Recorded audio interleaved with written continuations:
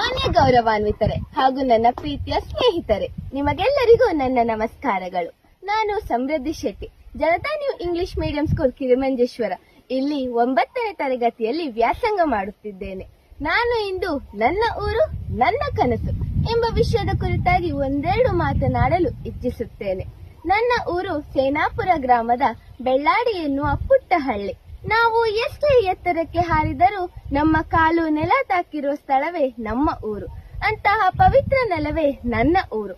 ನನ್ನ ಊರು ಕೇವಲ ನನಗೆ ವಾಸಸ್ಥಳವಲ್ಲ, ಅದು ನನ್ನ ಮೊದಲ ಪಾಠಶಾಲೆ, ನನ್ನ ಸಂಸ್ಕೃತಿಯ ಬೇರು, ನನ್ನ ಬದುಕಿನ ಶಕ್ತಿ. ಮಣ್ಣಿನ ಸುಗಂಧದಲ್ಲಿ ಬೆಳೆದ ಶ್ರಮ, ಬೆವರಿನ ಹನಿಯಲ್ಲಿ ಬೆಳೆದ ಭವಿಷ್ಯ, ಇವೆಲ್ಲವೂ ನನ್ನ ಊರಿನ ಕತೆ. ಬೆಳಗಿನ ಜಾವ ರೈತರ ಹೆಜ್ಜೆಗಳ ಶಬ್ದದಿಂದ ನನ್ನ ಊರು ಎಚ್ಚರಗೊಳ್ಳುತ್ತದೆ. ಹೊಲದಲ್ಲಿ ದುಡಿಯುವ ಕೈಗಳು ನಮ್ಮ ಅನ್ನದ ದೇವರುಗಳು. ಸಾಯಂಕಾಲ ದೇವಸ್ಥಾನ, ಮಸೀದಿ, ಚರ್ಚಿನ ಗಂಟೆಗಳು ಒಂದೇ ಸಮಯದಲ್ಲಿ ಕೇಳಿಸುವುದು ಸೌಹಾರ್ದತೆಯ ಒಂದು ನಿಜವಾದ ಚಿತ್ರ. ಆದರೆ ಸ್ನೇಹಿತರೆ, ಈ ಸುಂದರವಾದ ಚಿತ್ರಕ್ಕೆ ಕೆಲವು ನೆರಳುಗಳಿವೆ. ಅವು ಸ್ವಚ್ಛತೆಯ ಕೊರತೆ, ಕುಡಿಯುವ ನೀರಿನ ಸಮಸ್ಯೆ, ಉತ್ತಮ ಆರೋಗ್ಯ ಹಾಗೂ ಶಿಕ್ಷಣ ಸೌಲಭ್ಯಗಳ ಅಗತ್ಯ. ಇವು ನನ್ನ ಕನಸಿಗೆ ಸವಾಲುಗಳು.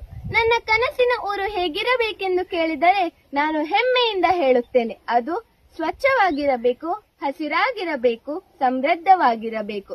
ಪ್ರತಿಯೊಂದು ಮನೆಯ ಮುಂದೆ ಮರ, ಪ್ರತಿಯೊಂದು ಮನಸ್ಸಿನಲ್ಲಿ ಮಾನವೀಯತೆ ಮೆರೆಯಬೇಕು.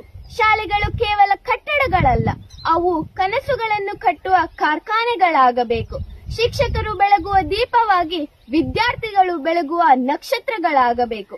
ರೈತರು ಕೇವಲ ಬೆಳೆ ಬೆಳೆಸುವವರಲ್ಲ, ಅವರು ದೇಶದ ಬೆನ್ನೆಲುಬು. ಅವರಿಗೆ ತಂತ್ರಜ್ಞಾನ, ನೀರಾವರಿ ಮತ್ತು ನ್ಯಾಯವಾದ ಬೆಲೆ ದೊರಕಬೇಕು. ಮಹಿಳೆಯರು ಭಯವಿಲ್ಲದೆ ನಡೆದಾಡುವ, ಗೌರವದಿಂದ ಬದುಕುವ ಊರೇ ನನ್ನ ಕನಸು. ಯುವಕರು ದುಶ್ಚಟಗಳಿಗೆ ಬಲಿಯಾಗದೆ ಶ್ರಮ, ಶಿಸ್ತು, ಸ್ವಾಭಿಮಾನದಿಂದ ಬದುಕಬೇಕು. ಉದ್ಯೋಗಕ್ಕಾಗಿ ಊರನ್ನು ಬಿಟ್ಟು ಹೋಗುವ ಪರಿಸ್ಥಿತಿ ಬರಬಾರದು. ಉದ್ಯೋಗಗಳು ಊರಲ್ಲೇ ಸೃಷ್ಟಿಯಾಗಬೇಕು. ಆದರೆ ಆತ್ಮೀಯರೇ, ಈ ಸುಂದರವಾದ ಕನಸುಗಳು ಕೇವಲ ಸರ್ಕಾರದ ಯೋಜನೆಗಳಿಂದ ಮಾತ್ರ ಸಾಧ್ಯವಿಲ್ಲ. ನಮ್ಮಲ್ಲಿ ಪ್ರತಿಯೊಬ್ಬರಲ್ಲೂ ಬದಲಾವಣೆಯ ಹೊಣೆಗಾರಿಕೆ ಇದೆ. ಕಸವನ್ನು ಕಸದ ಬುಟ್ಟಿಗೆ ಹಾಕುವುದು, ನೀರನ್ನು ಉಳಿಸುವುದು, ಗಿಡವನ್ನು ನೆಟ್ಟು ಪೋಷಿಸುವುದು, ಇವೆಲ್ಲವೂ ದೊಡ್ಡ ಕ್ರಾಂತಿಯ ಆರಂಭ. ಇಂದು ನಾನು ಇಲ್ಲಿ ನಿಂತು ಪ್ರತಿಜ್ಞೆ ಮಾಡುತ್ತೇನೆ, ನನ್ನ ಊರಿನ ಅಭಿವೃದ್ಧಿಗೆ ನಾನು ನನ್ನ ವಿದ್ಯೆಯನ್ನು ಬಳಸುತ್ತೇನೆ. ನನ್ನ ಊರನ್ನು ಆದರ್ಶ ಊರನ್ನಾಗಿಸಲು ನಾನು ನನ್ನ ಪಾತ್ರವನ್ನು ನಿಭಾಯಿಸುತ್ತೇನೆ. ಕೊನೆಗೆ ಗರ್ವದಿಂದ ಹೇಳುತ್ತೇನೆ, ನನ್ನ ಊರು ನನ್ನ ಶಕ್ತಿ, ನನ್ನ ಊರು ನನ್ನ ಕನಸು ಅಲ್ಲ, ನನ್ನ ಗುರಿ. ಧನ್ಯವಾದಗಳು.